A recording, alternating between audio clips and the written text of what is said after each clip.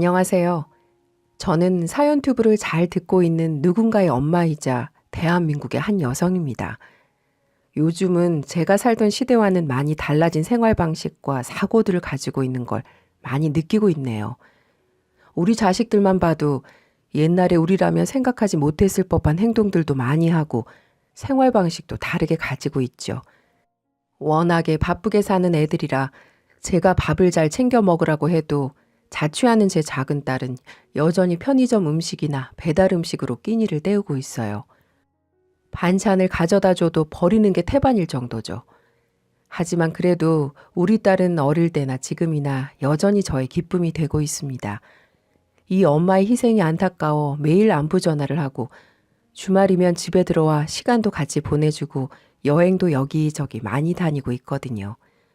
하지만 제 희망이라고 생각했던 우리 큰아들은 얼마 전 저의 가슴에 대못을 받고 현재는 거의 인연을 끊은 상황입니다.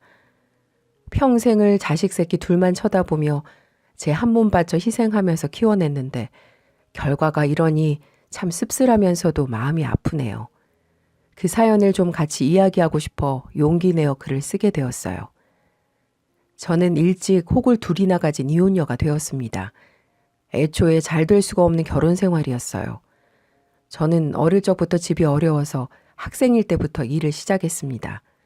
당연히 가방끈이 짧았기 때문에 저와 비슷한 수준의 사람을 만날 수밖에 없었고 결혼 전에는 괜찮은 사람이라 여겼던 그 남자는 결혼 후에 매일 술만 마시며 떠돌이 생활을 하고 집에서는 폭언에 폭행까지 하며 말도 안 되게 저를 힘들게 했어요. 매일 싸웠고 매일 울었습니다. 게다가 시부모랑 같이 살았는데 시집살이를 대단하게 시키는 집안이었어요. 남편은 집에 돈도 벌어다 주지 않은 채 저를 괴롭혔고 시어머니란 사람은 저보고 돈도 벌고 집안일까지 도맡아 하라며 저를 끔찍하게 힘들게 했죠. 그래서 그때 당시 갓난쟁이였던 우리 두 애들도 봐주지 않았던 시어머니로 인해 저는 집에서 아이들 돌보고 집안일도 하면서 부업거리를 받아 일을 할 수밖에 없었습니다. 그 생활을 거의 5년을 넘게 하다가 저는 이대로 살다간 제 인생이 불행하게만 끝나버릴 것 같아 애들을 데리고 야반도주를 했어요. 그리고는 남편 앞으로는 이혼 서류를 보냈고 긴 싸움 끝에 이혼을 마무리 지을 수 있었습니다. 아이들을 데리고 나와서는 제가 마땅히 갈 곳이 없었어요. 돈 한 푼 없이 나왔기 때문이었죠. 그래서 숙식을 제공해주는 부잣집에 식모로 들어가 두 아이를 데리고 들어가 살면서 돈을 벌었습니다. 그 집주인들은 이미 자식들을 다 출가시킨 사람들인데 노년을 편하게 지내보겠다며 식모를 구한 거였어요.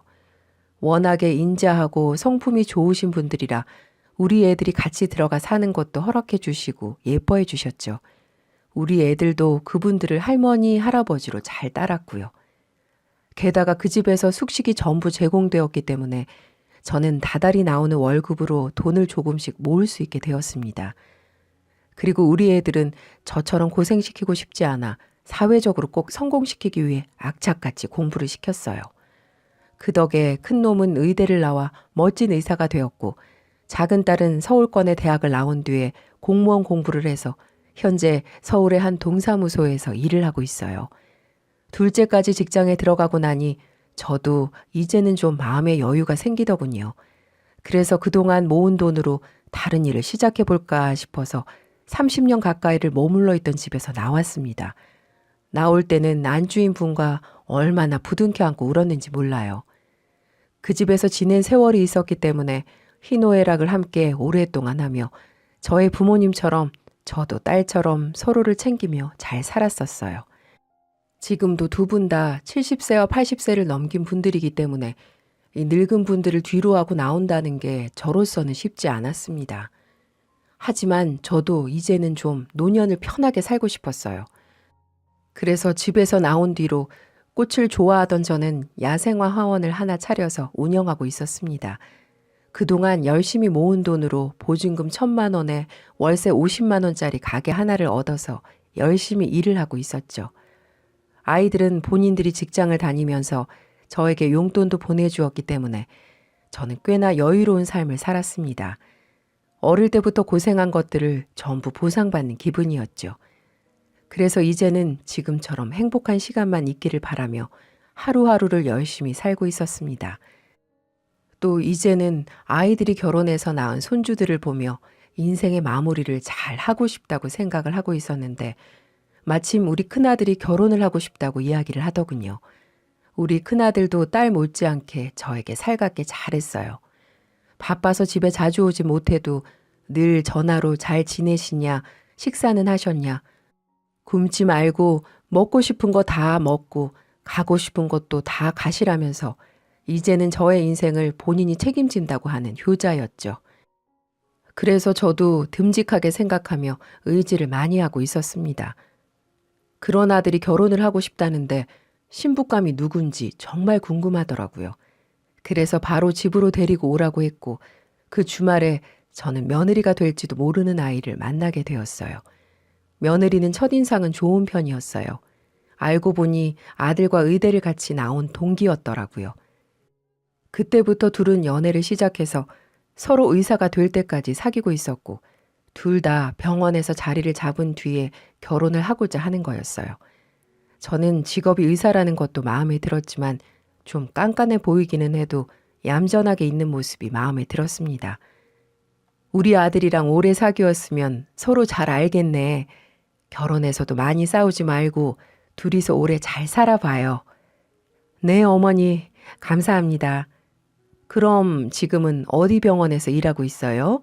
우리 아들하고 같은 병원인가? 우리 아들은 지금 대학병원에서 일하고 있는데. 아니요. 저는 저희 아버지가 운영하시는 병원에서 일하고 있어요. 이제 일 좀 배우다가 원장 자리 받으려고 하고 있어요. 결혼하게 되면 성원 씨도 아마 같이 들어와서 하게 되지 않을까 싶어요. 아버지도 의사셨구나. 아이고, 의사 집안이네. 나는 좀 볼 것 없는데 그 집에서 반대하시진 않고?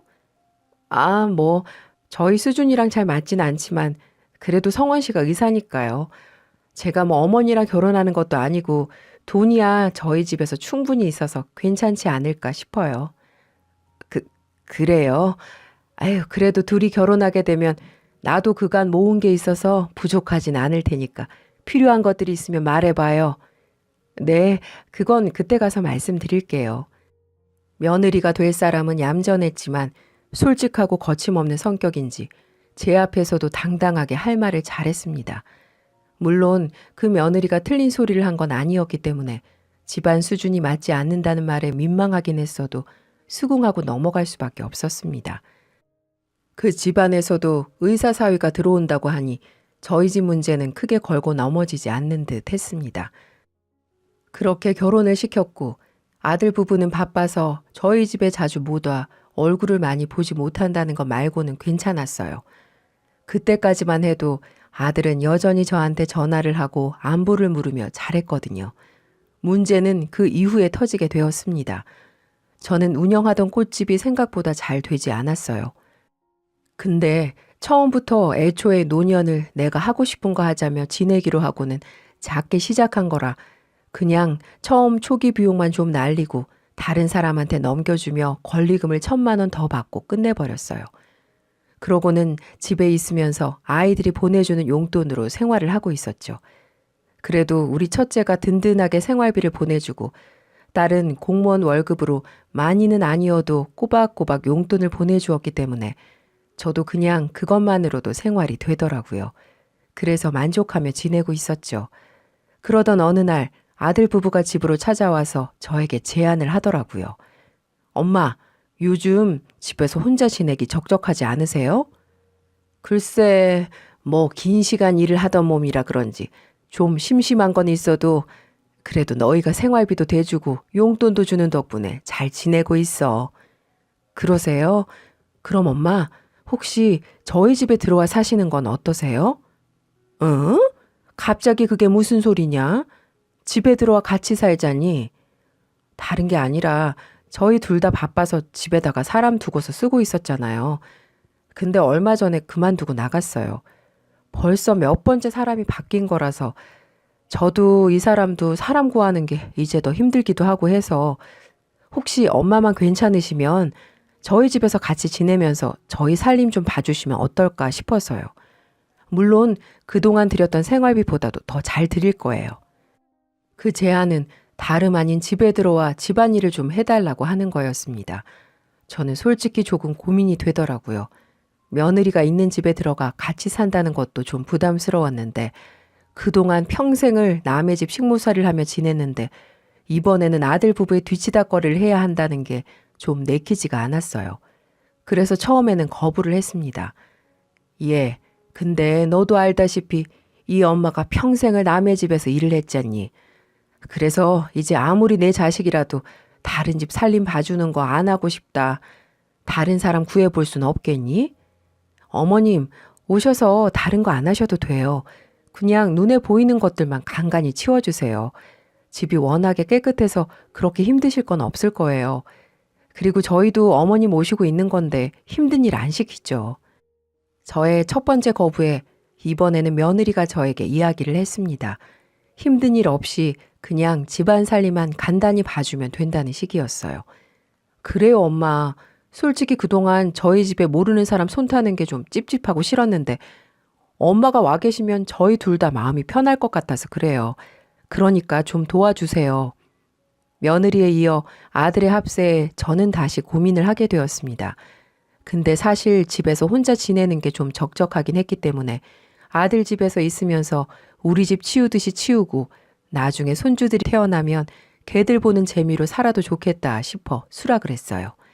제가 수락을 하자마자 아들 부부는 기다렸다는 듯이 저에게 방을 내주었습니다. 제가 살던 집은 제 명의로 되어 있는 자가였기 때문에 그건 다른 신혼부부에게 세를 주게 되었고요.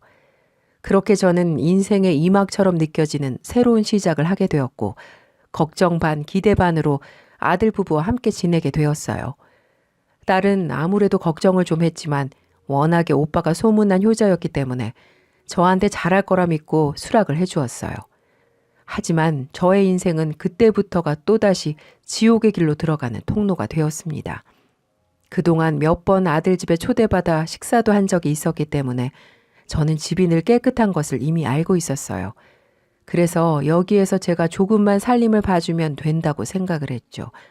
저는 한 달도 채 지나지 않아 왜 그동안 도우미들이 그렇게 바뀌었는지 알 수 있었습니다. 초반에는 아무런 문제가 없었습니다. 저는 그래도 자식들 집이라 나름 내 살림이라 생각하며 열심히 치웠어요. 아들과 며느리도 별말이 없어서 이 정도 하면 되겠구나 싶어서 그대로 적응을 하고 있었죠. 근데 일주일 정도 지나고 나니 그때부터 며느리로부터 요구가 하나둘 시작되었습니다. 어머니, 화장실에 보니까 수건에서 냄새가 나더라고요. 혹시 저거 빨래하시면서 한번 안 삶으셨어요? 그래? 빨았는데 냄새 안 나길래 아직 안 삶았지. 냄새가 많이 나? 네, 한번 다시 빨래 좀 해주세요. 그래, 알았다. 며느리는 화장실에서 쓰는 수건에서 냄새가 난다고 이야기를 했습니다. 근데 제가 다시 써보니 사실 냄새는 나지 않았어요. 근데 제가 좀 보면서 며느리가 예민한 구석이 있는 것 같아 미세한 것까지 느꼈나 보다 싶어 한 번 삶아서 다시 채워놨습니다. 하지만 그 뒤로도 며느리의 요구는 끊이질 않았어요. 어머니, TV 뒤에 있는 먼지 있는 거 못 보셨어요? 아까 저 보고 깜짝 놀랐어요. 살림 오래 하신 분이 왜 그런 걸 놓치셨어요? 좀 다시 봐주세요. 그래. 알았다. 금방 치우마. 저는 집이 깨끗한 이유를 그제서야 알 수 있었습니다. 그전 도우미가 일을 잘해서가 아닌 며느리가 워낙에 깔끔한 사람이라 이것저것 요구한 탓에 깨끗한 것이었다는 사실을 말이죠. 근데 그것까지도 저는 괜찮았습니다. 문제는 점점 이 요구가 더 심해지고 며느리의 무례함도 점점 커져만 간다는 거였어요. 어머니, 나 참 진짜 도대체 살림을 어떻게 하시는 거예요? 침대 밑에 머리카락 떨어져 있던데 그거 못 보셨어요? 청소기 거기까지 돌리시는 거 맞아요? 진짜 일주일 동안은 제가 좀 참아드렸는데 도저히 안 되겠어요. 살림을 대체 어떻게 하시는 거예요? 아니, 예. 아까 청소기 다 돌렸다. 머리카락 하나쯤 떨어져 있을 수도 있지. 뭘 그걸 가지고 그러니. 그리고 있으면 네가 좀 치우지. 어머니가 여기 계신 이유가 뭔데요? 살림 좀 봐달라고 와 계신 거 아니에요? 근데 제가 왜 치워요? 그런 건 어머니가 알아서 해주셔야 하는 거 아니에요? 뭐라고? 예, 내가 진짜 네 식모로 들어왔어? 살림만 조용히 봐주기로 하고서 들어온 거 아니야. 저는 며느리의 무례함에 기가 찼습니다. 그래서 그대로 대답하지 않고 아들이 올 때까지 기다렸다가 아들에게 하소연을 했어요. 예, 진짜 며느리 해도 해도 너무한다. 그 전에 여기서 일해주는 아줌마들한테도 그랬냐? 아주 날 알기를 식모 보듯이 하고 있다. 엄마가 좀 이해해 주세요. 저 사람이 좀 예민한 것도 있고 병원에서 안 좋은 일 있으면 가끔 더 성질 피우곤 해요. 이제 같이 살고 계시니까 엄마도 저 사람하고 같이 사는 거 적응 좀 하셔야 할 거예요. 아들은 저를 다독이듯 이야기를 했지만 결국에는 제 마누라 편을 드는 이야기만 늘어놓았습니다. 저는 눈물이 날 만큼 서러웠지만 그래도 아들 말대로 잘 지내보려고 했어요. 하지만 날이 가면 갈수록 며느리의 무례함은 더욱 커져만 갔어요.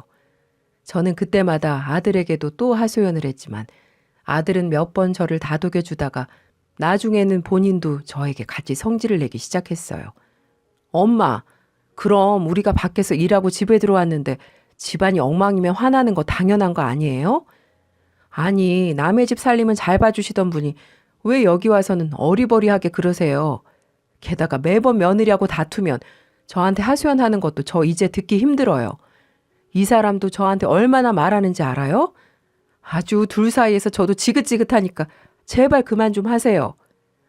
저에게 화를 내는 아들을 보면서 제가 이 집에 더 있을 이유가 있을까 싶었습니다.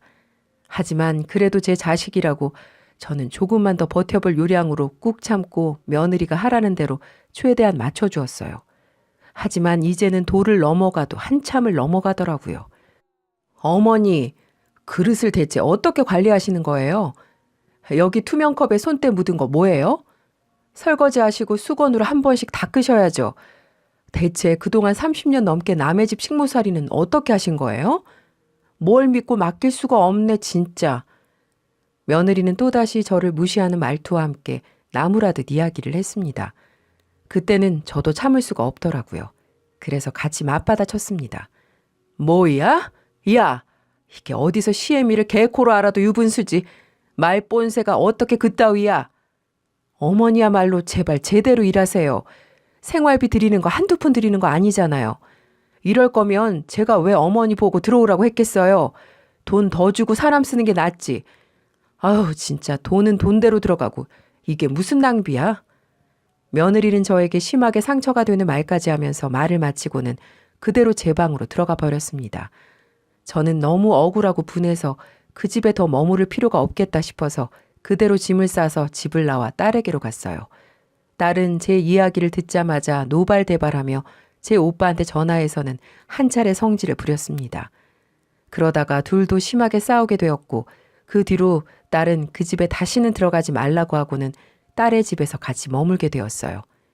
근데 제가 나올 때 그 집에 짐을 다 두고 흥분된 상태로 몸만 나왔기 때문에 며칠 뒤 제 짐을 가지러 다시 아들 부부 집으로 가게 되었습니다. 근데 그때 마침 아들 부부도 오프가 겹치는 날이라 평일인데도 집에 있더라고요. 저는 꼴 보기 싫었지만 당당하게 들어가 제 방에서 짐을 싸기 시작했습니다. 근데 뒤에서 며느리의 소리가 들렸습니다. 참네. 애초에 그냥 사람 쓸 걸 돈은 돈대로 주고 이게 무슨 일이야 진짜. 당신 어머니도 참 어떻게 돈 받고 일하는 사람들보다도 못해? 부모가 돼서 내가 좀 싫은 소리 몇 번 했다고 그걸 못 참고 나가버린다니. 무책임한 한 것도 정도가 있지. 저는 며느리의 소리를 듣고는 더 이상은 참을 수가 없어 곧바로 달려가서 뺨따구를 쳐버렸고 그 후로는 소리를 질러대며 맞받아쳤어요. 이 인연이? 너, 내가 우리 아들이랑 결혼하기 전부터 싸가지 없는 건 알아봤지만 이 정도일 줄은 몰랐다. 돈 몇 푼 주는 거 가지고 유세는 됐다.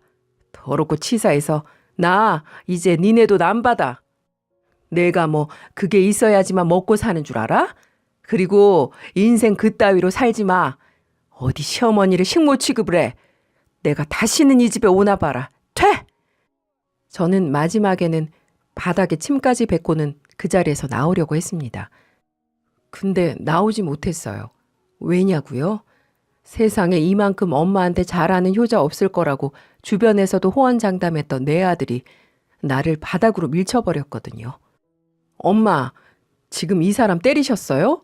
이 사람이 뭐 잘못한 게 있다고 때리세요? 때리기는. 당장 사과하세요. 그 전에 이 집에서 절대 못 나가요.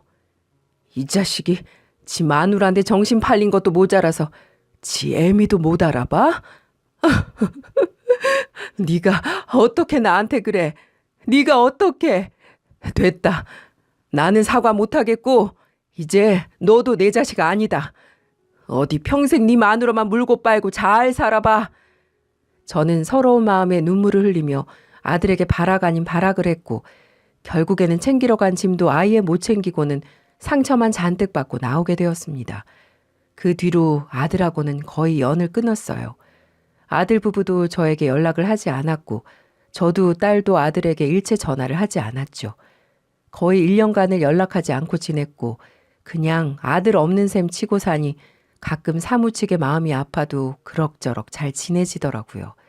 그러던 어느 날 딸이 화를 내며 저에게 갑자기 아들 이야기를 꺼내왔어요.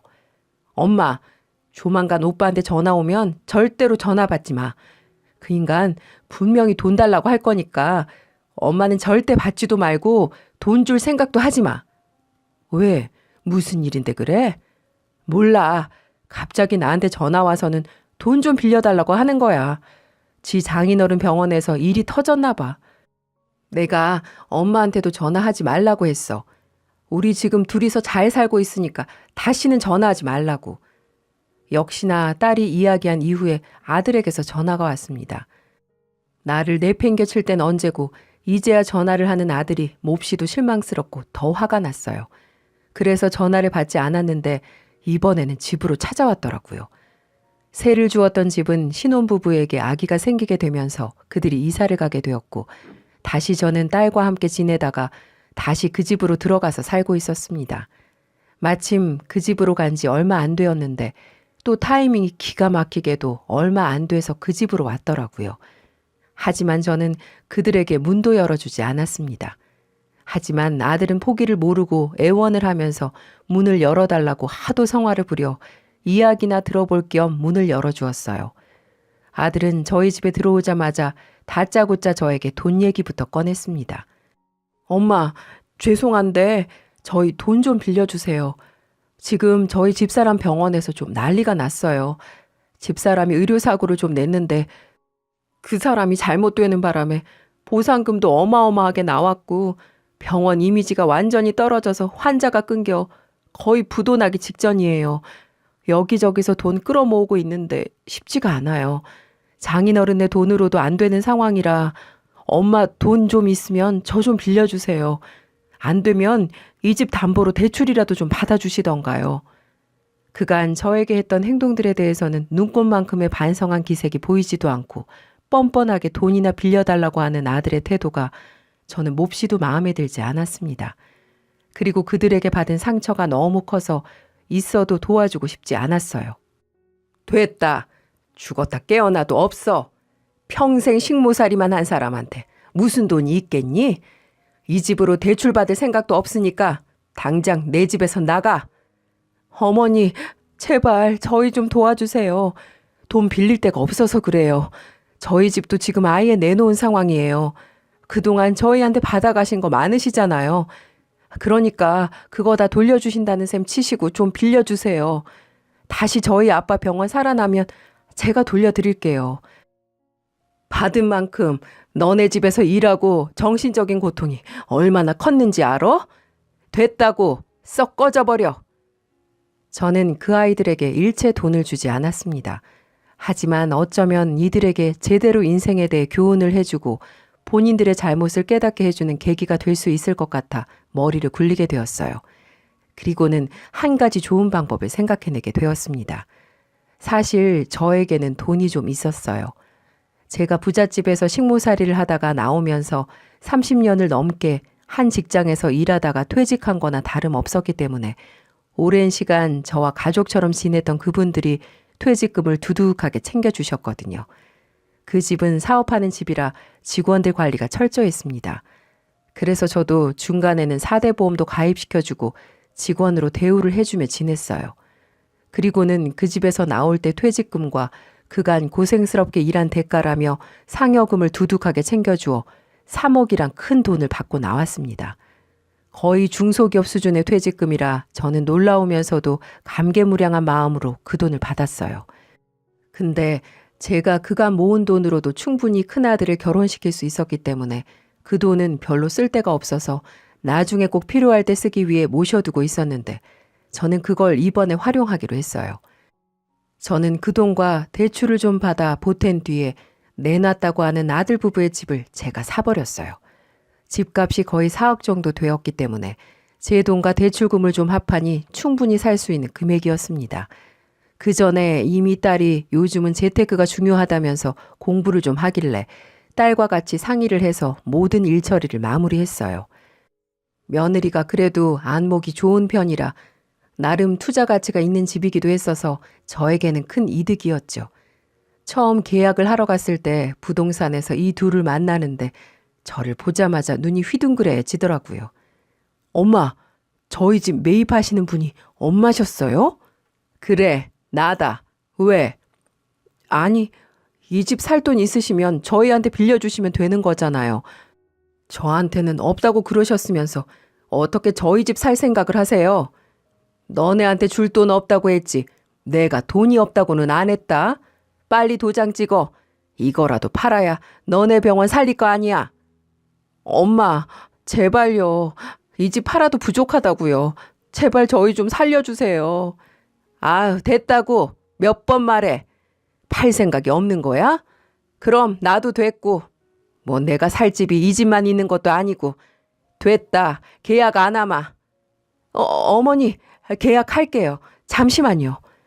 며느리는 거의 무릎을 꿇은 듯이 저에게 애원을 하며 부동산 밖으로 나가려고 하는 저를 붙잡았습니다. 결국 그 애들은 울며 겨자 먹기로 그 집을 저에게 팔아넘겼어요. 그리고는 역시나 계약을 하자마자 저에게 와서는 또 돈을 빌려달라고 하더군요. 하지만 저는 끝까지 그들의 요구를 받아주지 않았어요. 그랬더니 이들은 이내 저에게 화까지 내더라고요. 그저 본인들 살기에 급급한 모습만 보였습니다. 엄마, 제가 그동안 엄마한테 어떻게 했는데요. 자식한테 그러시는 거 아니에요. 엄마가 도와주시면 제가 평생 효도하면서 살 거라는 생각을 못 하시는 거예요? 노년에 어쩌시려고 그러세요? 됐다. 노년은 내가 알아서 해. 내가 뭐 너네 없으면 죽니? 나한테는 딸도 있고 집도 있고 돈도 있어. 그러니까 너야말로 네 마누라랑 네 인생이나 잘 챙겨. 흥! 저는 그때부터는 진짜로 정내미가 떨어져 다시는 아들 부부를 보지 않았습니다. 그리고 그 자식들이 살던 집에도 살고 싶지가 않아서 다른 사람들에게 또 세를 주고 저는 여전히 제가 살고 있던 집에서 지내고 있어요. 그 뒤로도 아들 부부도 저에게 와봤자 떨어지는 콩고물도 없다는 걸 알고는 다시 오지 않았습니다. 저는 그들의 소식도 궁금하지 않아 그냥 무시하고 지내고 있었는데 딸은 저랑 달리 아들의 상황과 그 문제의 병원이 어떻게 되었나 궁금했는지 인터넷 홈페이지도 찾아보고 직접 그 병원 자리로 가보기까지 했다고 하더라고요. 근데 역시 해결하지 못한 건지 그 병원 홈페이지도 없어지고 병원도 다른 병원이 들어서 있다고 저에게 알려주었어요. 그렇게 망해버릴 거 뭐가 그렇게 대단해서 저한테 유세 부리며 살았는지 저는 아직도 그 애들에게 화도 나지만 불쌍한 마음도 가지고 있습니다. 지금은 그 애들이 어디서 사는지도 모르고 있어요. 어딘가에서 잘 살고나 있으면 다행이겠지만 글쎄요. 저는 앞으로도 이 아들에게 연락이 오면 받아주지 않을 생각이에요. 딸도 절대로 받아주지 말라고 했고요. 제가 매입한 아들 부부의 집은 집값이 점점 오르고 있어요. 경기도 쪽의 집인데 경기도 변두리여도 곧 개발이 될 것 같아서 집값이 계속 오르더라고요. 그래서 저는 오히려 노년의 재테크에 성공해 아주 여유롭게 잘 살아가고 있는 상황입니다. 물론 이 과정에서 아들을 잃었고 그게 사무치도록 뼈아픈 경험이긴 했지만 어쩌겠습니까? 제가 자식을 잘못 키운 탓이겠죠. 저는 이제 딸에게 집중해 우리 딸이 좋은 남자에게 시집가는 것만 바라고 있어요. 그리고 내 아들처럼 살지 않고 제발 훌륭한 자식으로 부모로 더 나은 인생을 살아가라고 잔소리도 종종 하고 있네요. 이제는 새해가 되었으니 우리 딸도 좋은 사람 만나 시집 좀 갔으면 좋겠습니다. 여러분도 마찬가지로 2022년이 되었으니 작년에 있었던 힘든 일들은 다 털어버리시고 올해에는 행복 가득한 날들이 되셨으면 좋겠네요. 이 늙은 어미의 사연을 들어주셔서 정말 감사합니다.